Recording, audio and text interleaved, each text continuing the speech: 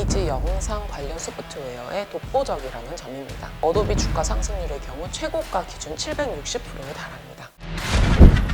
안녕하세요. 전 세계의 우리한 기업을 소개하는 글로벌 슈퍼스타 MC 김교준입니다. 안녕하세요. 미래에셋대우 연구원 김수진입니다. 네, 반갑습니다. 네, 안녕하세요. 네, 오늘 알아볼 기업은 어떤 기업입니까? 오늘은 저희가 촬영할 이 영상도 이 기업의 제품에서 제작이 될 텐데요. 그렇다면 콘텐츠 제작과 관련된 기업이겠군요. 네, 오늘 다뤄볼 기업은 미디어 콘텐츠 제작과 디자인 툴 제공에 있어서 독보적인 지위를 가지고 있는 미국의 소프트웨어 개발 업체 어도비입니다. 저도 사실 콘텐츠 관련된 일을 하다 보니까 프리미어나 포토샵 같이 어도비 프로그램을 쓸 일이 많은데, 그렇다면 어도비에 대해서 알아보는 시간 가져보겠습니다.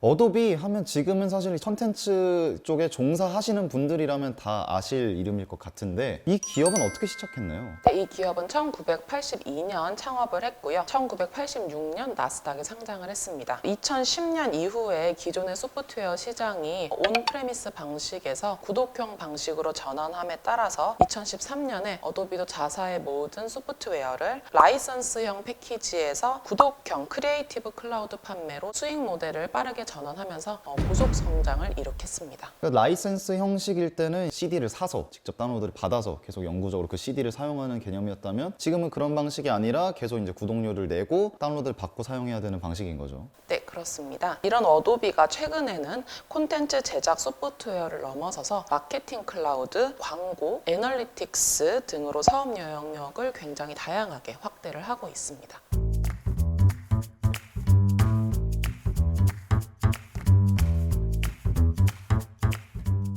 어도비가 사업 영역을 확장하면서 이 외형 성장을 이루고 있는 것 같은데, 그렇다면 이 주력으로 하는 사업들 어떻게 분류할 수 있을까요? 어도비의 사업 부문은 크게 세 가지로 나눌 수 있습니다. 디지털 미디어 사업부가 70%를 차지를 하고요. 디지털 익스피리언스가 27%, 퍼블리싱이 3%입니다. 역시 일단 예상했던 대로 디지털 미디어가 가장 큰 분야인데, 정확히 디지털 미디어는 어떤 분야라고 볼 수 있나요? 가장 큰 매출을 담당하는 이 디지털 미디어 사업부는 디지털 콘텐츠 및 디자인을 위한 툴인 포토샵, 동영상 편집 프로그램인 프리미어를 포함하는 크리에이티브 클라우드 사업부와 전자서명 및 PDF 솔루션을 제공하는 도큐먼트 클라우드 사업으로 이루어져 있습니다. 지금 디지털 미디어 쪽과 디지털 익스피리언스 쪽이 다르다고 말씀을 해주셨는데, 익스피리언스는 어느 부서입니까? 디지털 익스피리언스 사업부는 디지털 마케팅, 애널리틱스, 광고 등의 서비스를 제공하는 사업부로 빅데이터를 활용해서 기업들에게 맞춤형 서비스를 제공하는 사업부라고 생각하시면 됩니다.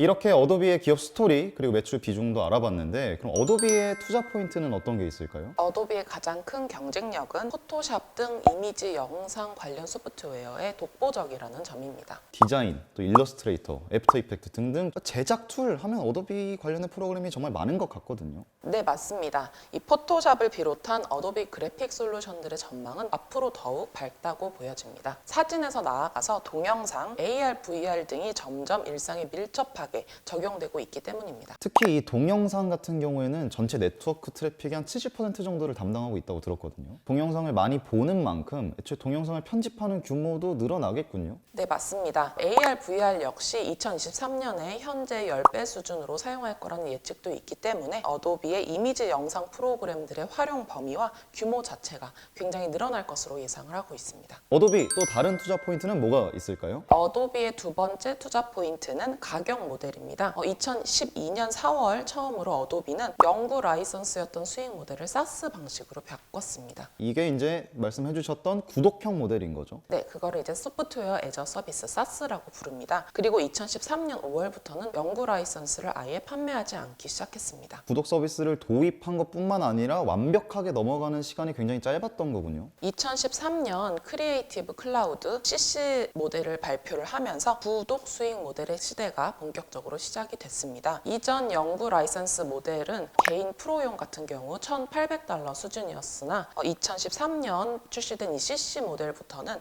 월 $50, 단일 앱 같은 경우 $19 수준으로 바뀌었습니다. 구독하는 방식으로 전환됐다는 말씀을 해주셨는데 그러면서 자연스럽게 좀 성장을 했을 것 같은데요. 구독 서비스를 처음 도입한 2012년 4월 이후에 어도비 주가 상승률의 경우 최고가 기준 760%에 달합니다. 클라우드 컴퓨팅의 수혜자라고 볼 수 있습니까? 네, 그렇습니다. 구독 모델은 클라우드 컴퓨팅이 등장하면서 가능해진 소프트웨어 수익 모델입니다. 주로 기업들은 연 단위 계약을 맺고 월 단위로 비용을 지불하는 방식입니다. 그러니까 한국에서 따지면 약간 통신요금과 비슷한 메커니즘이겠군요. 그렇기 때문에 안정적인 수익 창출이 가능하다는 점이 이 구독 모델의 가장 큰 특징이기도 하고요. 독점 솔루션을 보유한 어도비 같은 경우에는 매우 강력한 가격 주도권을 잡고 있습니다. 따라서 이 어도비의 가격 우위 환경은 당분간 계속 지속될 것으로 예상합니다. 말씀해주신 기업과 PDF 관련된 투자 포인트가 있을까요? 네, 2013년부터 본격적인 클라우드 컴퓨팅 기반 산업을 진행한 어도비는 막대한 이미지와 동영상, 문서 데이터를 가지고 있습니다. 데이터 같은 경우 4차 산업혁명의 최대 자산이라고 보면 됩니다. 이미 축적된 데이터가 많으니까 그걸 통해서 확장을 하겠다는 거군요. 그래서 이 데이터를 기반으로 고객 경험 관리 프로그램, 즉 CRM 솔루션 확장 활용이 가능하고요. 그렇다면 이 어도비는 현재 CRM 시장에서 어느 정도 위치를 가지고 있나요? 아직까지는 5위에 불과하지만 2013년부터 꾸준히 영역을 확장하고 있습니다. 그리고 어도비는 2000년대부터 인수합병을 통해서 데이터 분석 툴 개발에 힘쓰고 있습니다. 포토샵 프리미어 등 이용자들의 행동을 분석해서 예측하는 기술을 제공하고 있죠. 그렇다면 PDF는 어떤가요? PDF는 어도비의 또 다른 강점이라고 볼 수 있는데요. 이를 통해 전자서명 산업도 뛰어들었습니다. 도큐먼트 사업부의 경우에 PDF가 디지털 문서의 표준으로 사용된 이후에 2010년부터 시너지를 기대하면서 전자서명 비즈니스를 본격적으로 시작을 했습니다. 그럼 전자서명의 시장의 동향은 어떻게 볼 수 있을까요? 전자서명은 현재 글로벌리 $10억 규모지만 그 영향력이 나날이 커질 것으로 예상을 하고 있습니다. 특히 PDF와 시너지가 가능하기 때문에 어도비에게 더욱 경쟁력이 있고요. 현재 이 코로나19 사태는 전자서명 시장 확대가 빨라지는 데 도움이 될 것으로 생각을 하고 있습니다.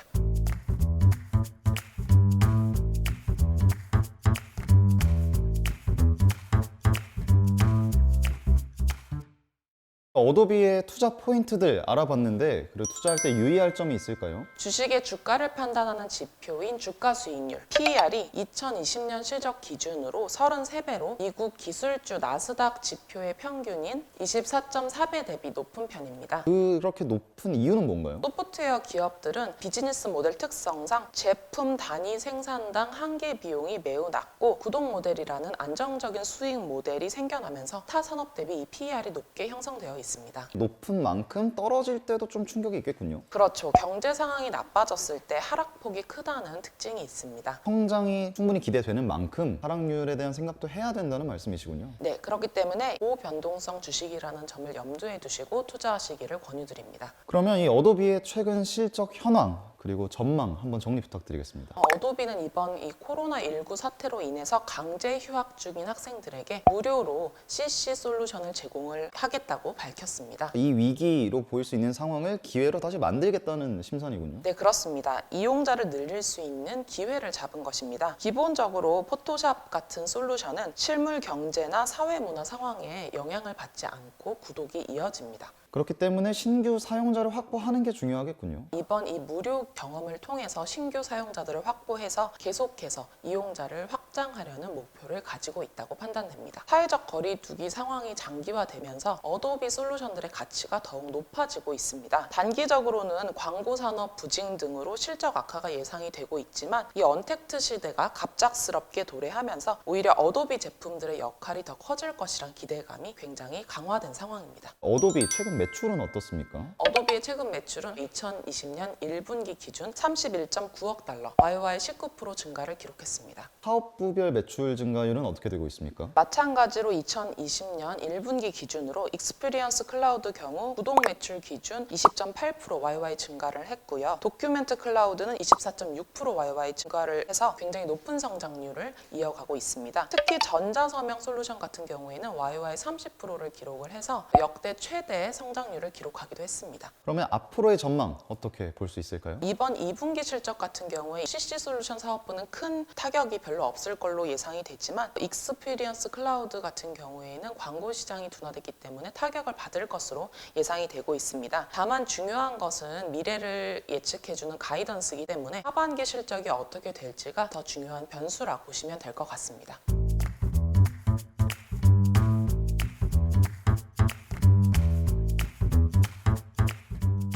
좋은 설명 감사드립니다. 그럼 보시는 시청자분들을 위해서 한번 정리 부탁드리겠습니다. 네, 정리하자면 어도비 투자 포인트 세 가지는 첫째로 4차 산업혁명 시대 이미지 영상 산업의 성장과 소프트웨어 장악력, 두 번째로 구독형 가격 모델, 그리고 세 번째로 CRM 산업 성장과 전자서명 사업부가 있습니다. 투자 유의점으로는 고성장을 이룩하는 산업이다 보니 세계 경제가 안 좋아졌을 때 이 하락도 굉장히 큰 폭으로 할 수 있다는 고변동성 주식이라는 점을 말씀드릴 수 있습니다.